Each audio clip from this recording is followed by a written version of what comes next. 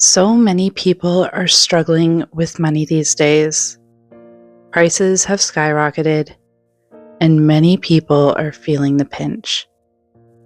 But there is a way that I have found that helps you to save money even during hard times.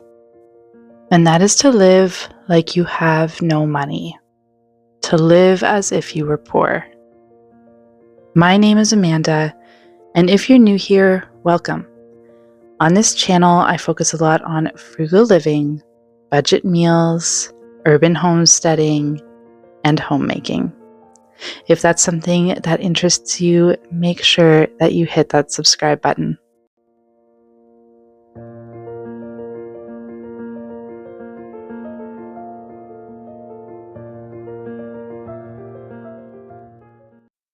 Living like you are poor sounds harsh, but I mean it in the most respectful way. Because there is nobody with as much grit or creativity as somebody who is struggling to get by. It's not about just giving up when you don't have the money or just letting things slide. It's about making things happen even though money's tight. Right now, many people are living with a lot of luxury items, and they feel the sting as those luxuries are becoming harder and harder to afford. When you learn to live like you're poor, you learn that those luxury items aren't necessary. And not only can you live without them, but life is better without them. And then you start to save money without them.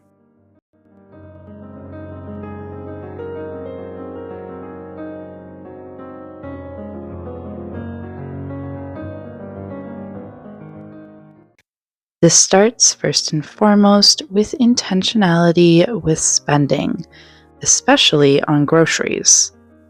So much money can be wasted at the grocery store if you're not intentional about what you are purchasing. Anything pre-made is always so much more expensive than if you make it yourself. So we have become an ingredient-only household. I make as much as I can from scratch. Bread, snacks, meals, everything. The more you're able to do for yourself, the less money you need. And when you are spending less money, it means that you can save that money or spend it intentionally somewhere else. There's also little to no waste. Everything has a purpose. Everything has a second life. A great example of this is the turkey bones that I recently made broth with. You can also take those bones afterwards, bake them, and then grind them down to a powder and use them as bone meal in your garden. Any sort of peels or any sort of vegetable waste, I always repurpose into compost to help fertilize our garden so that we can grow more things the following year. And food is hardly ever wasted here in the form of leftovers. If there's leftovers from dinner, we are eating them for lunch the next day. And if there's even more leftovers after that, we will make another meal out of it. But food is absolutely never wasted. It is reported that Canadian households waste about $1,300 per year on food waste. Imagine saving that amount just by being a little bit more creative in the kitchen and making sure you're using the food up, because that $1,300 is just going straight in the trash. This sort of mentality goes beyond food as well. It goes to our clothing, which we look after and make sure that we are taking good care of it. But when there's holes or anything like that, we repair our clothes. And then when they are at the end of their life, they can be used as rags. I've made dog beds out of old clothing. They can also be sewn into quilts. I've seen beautiful quilts made out of old baby clothes before. You could also make pillows out of old shirts. but everything can be repurposed. You just have to get creative.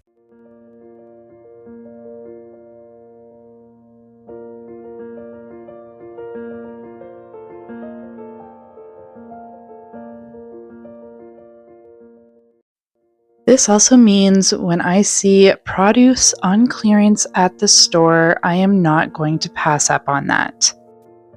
Because these were sprouting, I was able to get these 2-pound bags of onions for 50 cents, which is a huge savings because later on in the year, these bags are going to be going for $2 to $3. So of course, I pick up what I can, and I am going to utilize as much as I can. So many people will pass up on clearance food because they think that it's gone bad, but there is a lot of use in the onions here.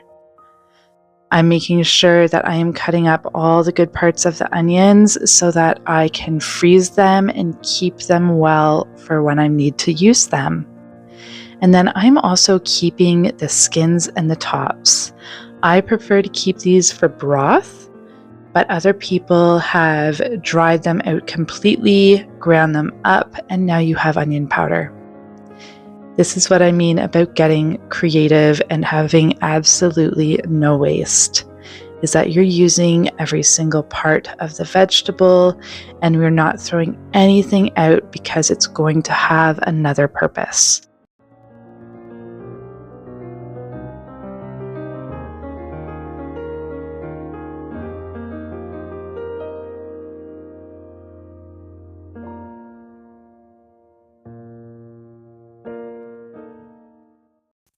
We also rarely buy anything, and when we do, we hardly ever buy it new. When I grew up, we went shopping all the time. It was and still is my mom's favorite hobby. So I grew up as a bit of a shopaholic. I would shop all the time, and I got myself into quite the pickle by doing that, with not a lot to show for it either. Now, as a frugal mom, having learned that each dollar spent is trading time from our lives as well as my husband's life, going shopping is rather boring for me now. I'll see some decor or clothes that I think are cute, but typically I just look at it as another thing in the house, and it doesn't really bring that much joy to me. I'd rather find a great deal on a shirt if I happen to need one at a rummage sale. This red shirt that I'm wearing here cost me 50 cents at our local rummage sale at the church this year. I love the rummage sales because they are so affordable and they are ram-packed with so many things. If you're looking to save money, make sure you're checking your local churches to see if they're having rummage sales because they are a gold mine. But when money is tight, you need to understand the mindset of you don't need more things. Things are not going to bring you more joy in your life. They are not going to bring you anything extra. Time, health, those are the most important things in your life as well as family. So that's what I've learned to prioritize. I've put things and clothes and that sort of thing on the back burner so that I can prioritize time with my family.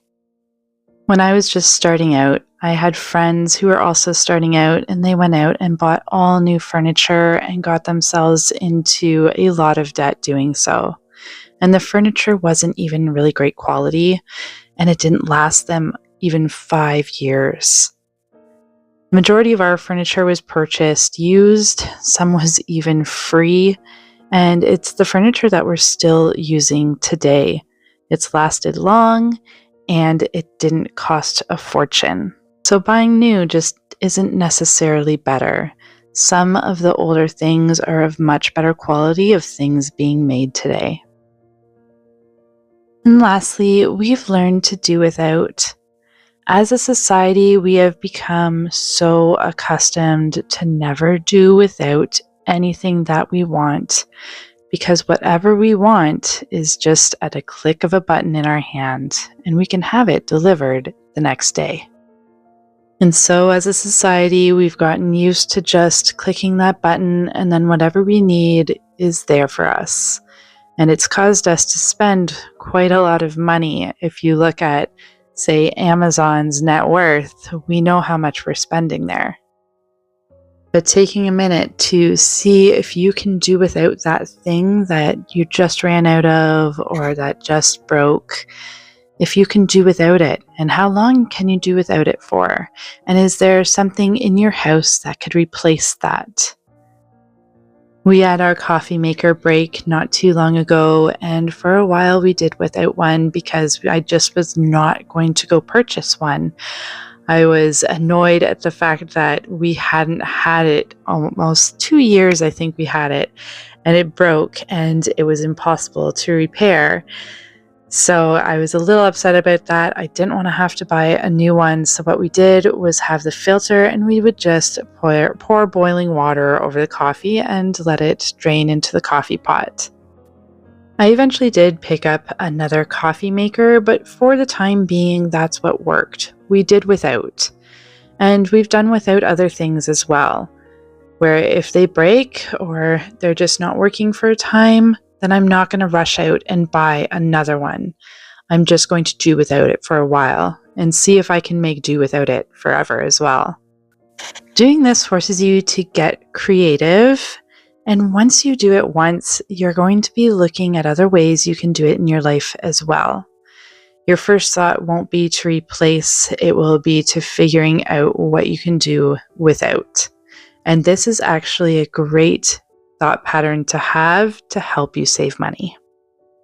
Now, if you're looking for other frugal tips or ways to save money, I do have another creator page over on Patreon where I share exclusive content that I do not share anywhere else. If that's something that interests you, I will have the link for you in the description box. And if you're looking for more frugal tips that you can find here, I have a link for you right here. Make sure you click that. I have so much information for you there that will help you to save thousands of dollars. Thank you so much for being here with me today. Let me know in the comments, what are some creative ways you guys have saved money recently? Thank you so much, and I will see you guys next time.